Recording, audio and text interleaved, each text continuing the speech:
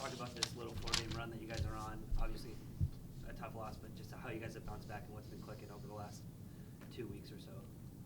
Yeah, I think our guys have done a nice job of, after each game, resetting, refocusing, and I think we've been doing a lot of the things that impact winning well. I think we're guarding well.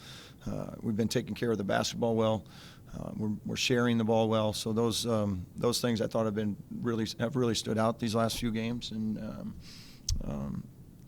the good part is that it's been good, and the bad part is you got to do it each time that you play. So, but I do like their mentality right now. I like the way they're approaching every day in practice, film sessions. Everything in those 2-day periods that that matter as you lead up to a game. I think you've had a firm belief in your team's ability to score, shoot the ball, but tonight really showed that, especially in the first half. What's kind of your coach's reaction as you're watching them go on these runs, these shooting streaks, hitting really good shots? Yeah, I think when you're moving it and sharing it the way they are and unselfish as they are, you get those type of good looks, those good opportunities.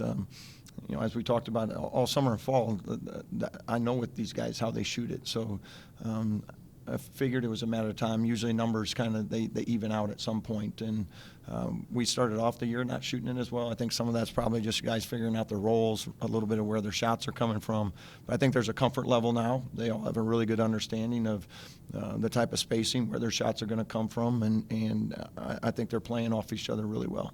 Can you talk about that comfort level? Is that comfort level, that finding their identity, is this the perfect time for that to all be clicking as you're getting into probably the toughest part of the schedule? Yeah, I think it's a good time. It's any time, but I do like the fact that we're starting to gel.